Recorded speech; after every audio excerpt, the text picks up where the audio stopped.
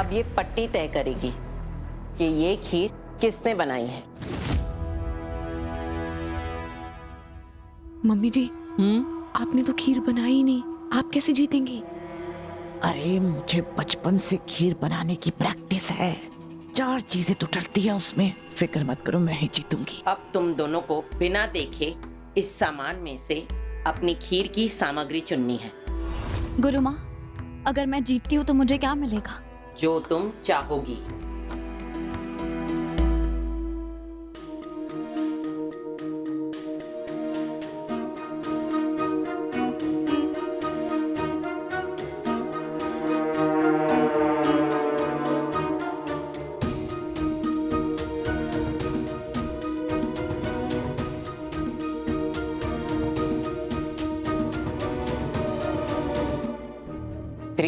शारदा ने अपनी खीर की चारों सामग्री चुन ली है।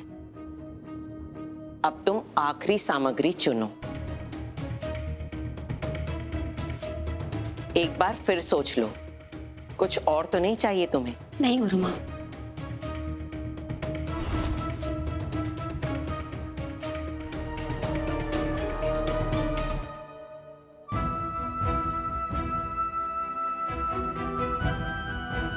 बहुत ही स्वादिष्ट और अनोखा स्वाद है इसका, और इसमें एक महक है जो उठ के आ रही है।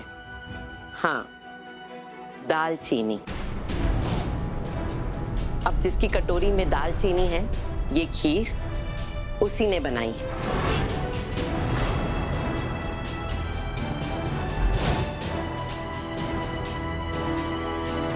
अरे स्मिता बहू, तुमने मुझे बताया क्यों नहीं कि तुमने खीर में दालचीनी भी डाली है?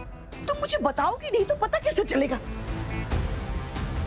क्षमा कीजिएगा गुरु माँ, ये परीक्षा मान्य नहीं है, क्योंकि मेरी बहू ने मुझे बताया ही नहीं कि उसने भी इसमें दालचीनी डाली है। इसका मतलब ये है शारदा कि रीत सही थी और तुम गलत। ये खीर रीत ने बनाई है और तुमने चोरी कर कर मुझे ये बताया कि ये खीर तुमने बनाई है।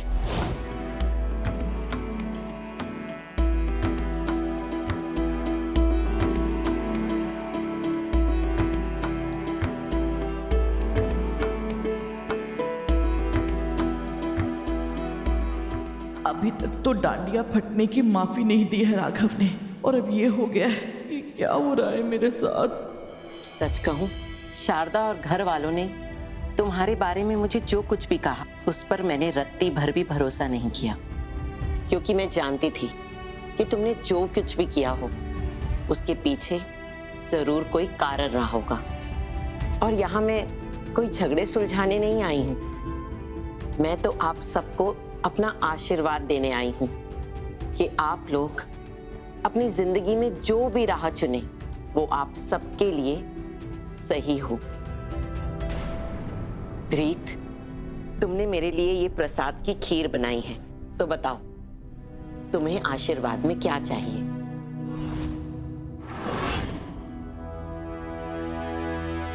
गुरु माँ, मुझे मंदिर की चाबी चाहिए। नहीं गुरु माँ, मंदिर की चाबी तो इसे नहीं मिलेगी। हाँ गुरु माँ, ये सब रीत की चाल है। इसे जब भी कुछ चाहिए होता है ना, तो ये इसी तरह चालाकी से उसे हासिल कर लेती है, और यही सब रोकने के लिए ये सब किया था माँ ने।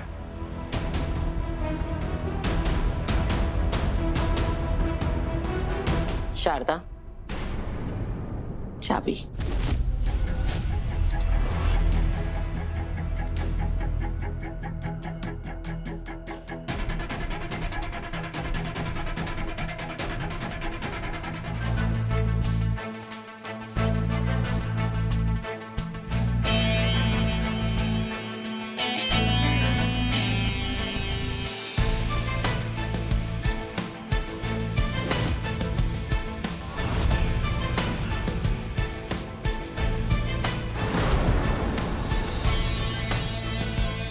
मैंने बोला था ना कि दशहरे पे बुराई हमेशा हारती है और जीत होती है अच्छाई की।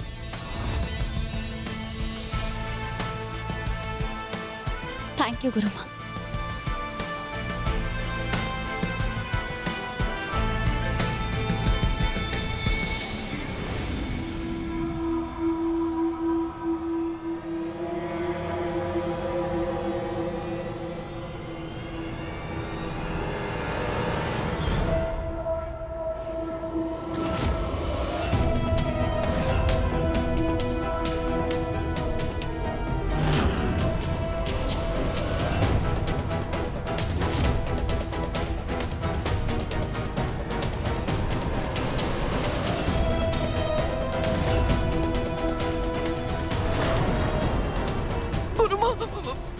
बचाइए गुरुमा, बचाइए, मुझे बचाइए गुरुमा। देखिए तुम गुरुमा के सामने ऐसा कैसे कर सकती हो रीत? मैं जानता हूँ तुम्हें बुआ जी पसंद नहीं है, लेकिन इसका मतलब ये नहीं तुम उन पे गन तान दोगे। इससे तुमने साबित कर दिया है कि तुम्हारी सोच और ज्यादा क्रिमिनल होती जा रही है और तुम बुआ जी को मजबूर कर रही हो वो सब गलत करने के लिए जो वो आजकल कर रही हैं। ये सब अभी खत्म करो रीत, नीचे करो ये गन। शांत हो जाओ राघव। रीत, ये सब क्या है? तुम हथियार क्यों ले आई हो? आज दशहरा है और आज के दिन ये शस्त्रों और छोटे बड़े यंत्रों की पूजा करना शुभ होता है। और आज मंदिर की चाबी मिलने की खुशी में मैंने सोचा कि हम दशहरे की पूजा विधिवत संपन्न करेंगे। बस इसलिए मैंने ध्रुव और रोहित से ये हथियार मंगवाए।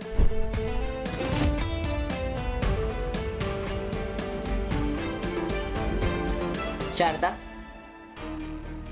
जी गुरुमा जी। तुम मंदिर की चाबियों को अपने नियंत्रण में रखने में इतना भूल गई कि तुम्हें याद नहीं रहा कि आज दशहरे का दिन है और दशहरे के दिन सूर्यवंशी परिवार की सबसे खास बहू अयोध्या पूजा करती है मंदिर में। तुम ये भूल गई कि रीत कानूनन अब इस दायित्व से मुक्त है। तुमने उसे मंदिर से दूर रखने की लाख कोशिश की, फिर भी उसे सब याद रहा। गुरुमा, आप ही कहती है ना कि भक्त भगवान जी से दूर हो सकते हैं, लेकिन भगवान जी अपने भक्तों से दूर नहीं होते। वो उन्हें अपने पास बुलाने का रास्ता बना ही लेते। और मुझे ऐसा लगता है कि मुझे भगवान जी के पास लाने का रास्ता आप बनी है।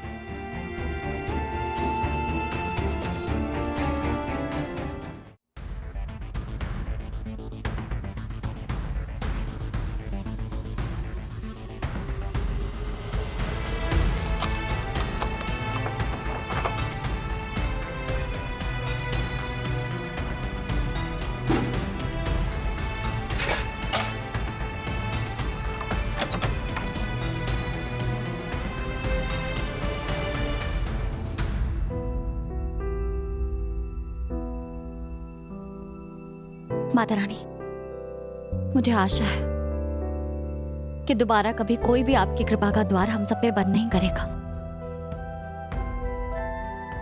ध्रुव,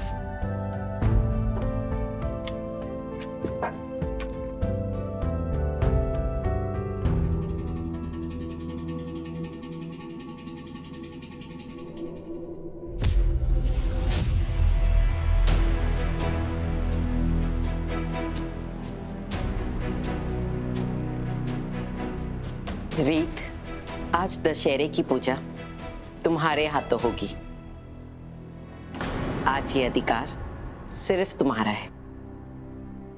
थैंक यू गुरुमा।